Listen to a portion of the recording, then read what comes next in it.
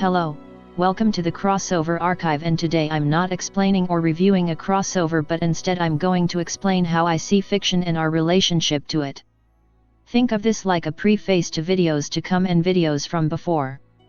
Sorry if this is going to get a bit personal. I mean, who am I to talk about feelings on this platform without 100k subs? Well, it's what's required, so let's just do it. I don't make many meaningful connections with beings on this world, unlike what my brothers might think. I don't really care much about this world outside a few select things to varying degrees. This is not the case with fiction. Many of the worlds I've visited as a traveler and observer are home to people I would consider friends and people I truly care about. I don't know how they would view me, but I would not be too surprised if it's the usual bit I would receive here. Due in part to this, I see fiction as a sort of reality. It's real in some way. Think of it like this: a world far from here somehow gets a glimpse into our world and makes a story out of it. It's a retelling, but very accurate. Since they did that, does that make us fiction? No, it does not, and that is how I see fiction. We get glimpses at those worlds and record them as fiction. Interesting that the artists that create these stories have a vision for it.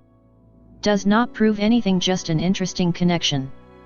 Others who echo my stance somewhat is Mock the Magic Man from Philosophy Amy No, link in the description, and Grant Morrison with stories like Multiversity and Animal Man.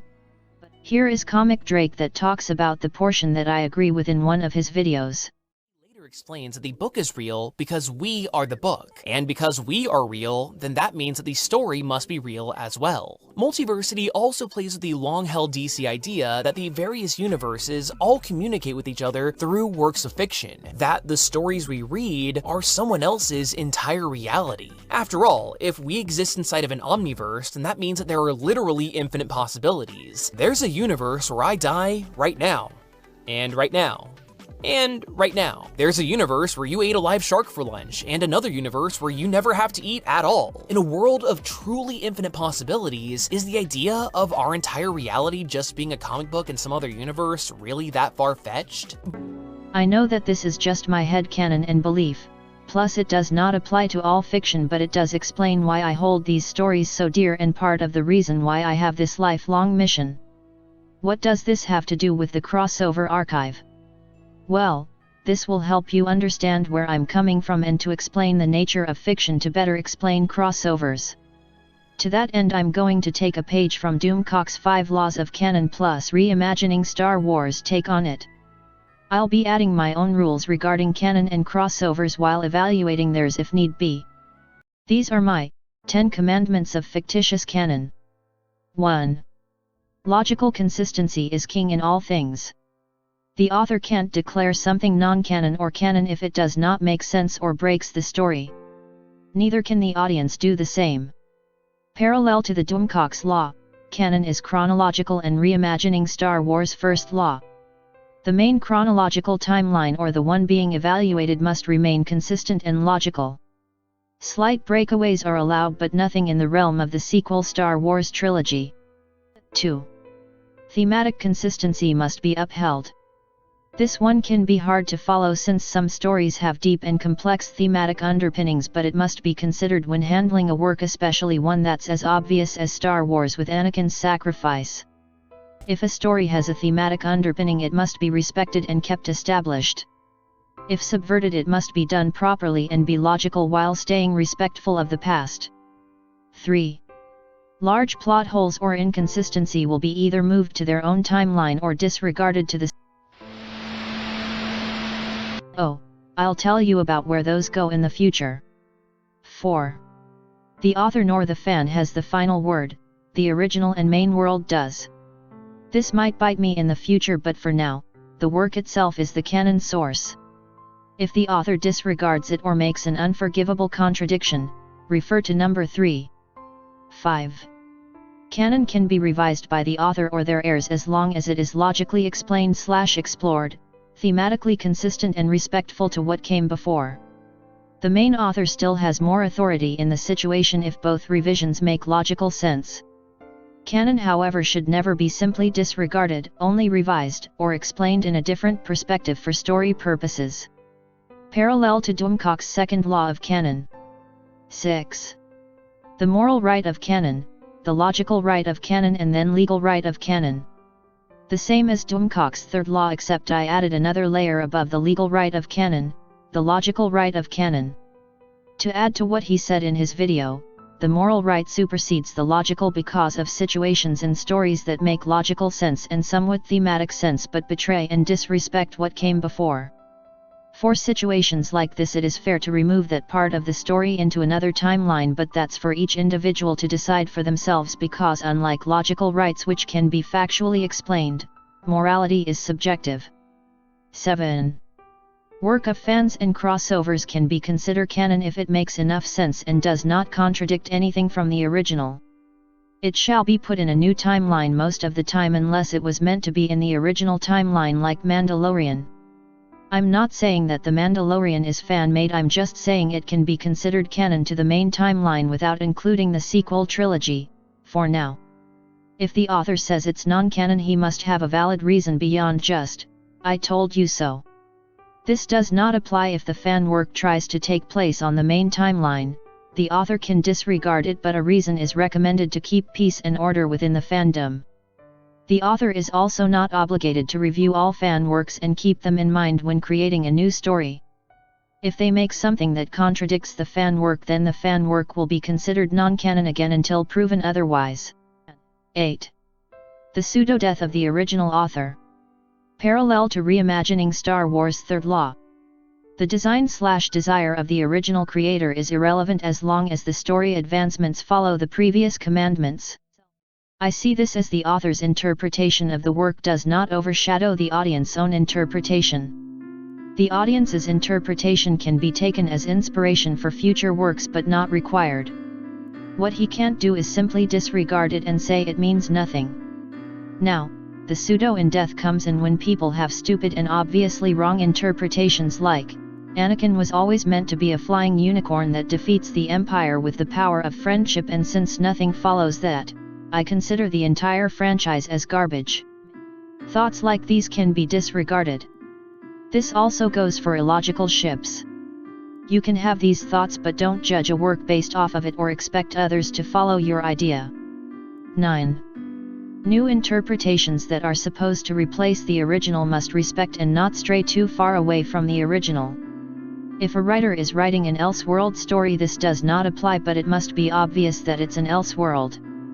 The Wonder Woman in Flashpoint was terrible and really out of place, but it's an Elseworld with a somewhat logical reason, so we can accept that universe as its own canon. However, if you're making a story that's supposed to reintroduce classic or past stories to a new audience, then this law applies. Bad example is the DCEU. I can accept it as Elseworld canon, but as a main world, it fails. Great example is the Infinity Saga MCU. Doesn't stray too far away from the original and makes logical sense, an excellent main world to reintroduce these stories to a new audience. 10. Make it blatantly obvious what is, and is not, canon to the universe being evaluated. Not everyone has the time to go through multiple videos and books to know what is canon to what timeline or universe. For writers, make it clear what's canon to what in some way. If you have trouble, then the fandom might have done the job of organization for you. Watch their relatively short videos and continue the story right. I'm looking at you, Sonic Team and Rooster Teeth. Those are my 10 commandments. Tell me what you think, because as with everything, improvement is always possible. To answer the question that some may have, and the question Doomcock addresses, why does canon matter? In addition to what he said, I'll add that canon matters because it is the history and foundation of a world. It is what new stories and new parallel world interpretations are built from. To destroy or damage it is to do what 1984 warns us about. Corrupting the past to control the future of a world is tyrannical. I point to Koihime again, as in that universe, for a fictional world to become real it must establish a stable existence which is built by their history and the support of enough people or fans that acknowledge, love and accept it. But if a world has flimsy canon that can be changed and disregarded all the time for political or monetary reasons, it loses its weight in people's hearts, thus becoming truly non-existent. They are just lost in the void, nothing but a lifeless product. With that out of the way, I want to move on in explaining the map that I showed last time. I didn't just organize the map this way for no reason. I organized it based on the toon force accumulation and distance based on the amount of crossovers, which can translate to how easy it is for the verse to cross similar world elements, the type of crossovers. For example, as you can see, Marvel and DC are very close due to being very similar and having crossed a lot. All the worlds with a lot of toon force are on the left while those with little are on the right. I even took into account that Xenomorph parody in TMNT, AVP is right down the universal block. No direct connection because it was a parody and not a real Xenomorph, but still in somewhat close distance to influence one another. This will be the case for the entire map. Also, Terminator is packaged in with AVP. I have more ideas to categorize the map, but I'll leave that for later. With all that said, I want to formally introduce an AMI community focused on this called Fictitious Observers. It's pretty early to start a AMNIO community, especially with less than 30 subs, but I think it's better to start early now so one day it will grow into something special. One day I hope to gather like-minded people in this mission of mapping out fiction and our place in it. If any of you watching, the small amount that are, want to help me, then come in and not only work on this mission but have fun doing it. My final word on this: fiction is not something to just be disregarded as mindless escapism or entertainment. These stories are part of our collective consciousness, unconsciousness, and human culture. These stories are people and places we've come to love in the same way we do in our own world. In a way, like a parallel family, and to see them corrupted and changed for a buck is like coming home to see your family brainwashed and the house burnt to the ground. Its foundation worn and torn for no other reason besides why not? That's the thought process of a psychopath. Now of course there's a bad side to fiction, just go to DeviantArt and some hentai, but that's a small part of it. Fiction, or more specifically stories, are an important part of our lives that we've been doing since the caveman days in one way or another. Expanding our collective consciousness since then to find more worlds and stories to explore, learn from and appreciate. It's even thanks to fiction that I've grown to appreciate our own world a little more than before. I've also grown as a person thanks to the people and worlds I've visited in fiction. That's how I see fiction and why I love it. We all live under one sky, with one destiny. Before I go, I want to bring to your attention an anime that shows the different relationships we as humans and creators can have with fiction, and that is Recreators. A really interesting and important anime where many of the ideas I've talked about and more are explored. Check it out if you're interested in more of what I've talked about. I think I said my piece. With that, till next time.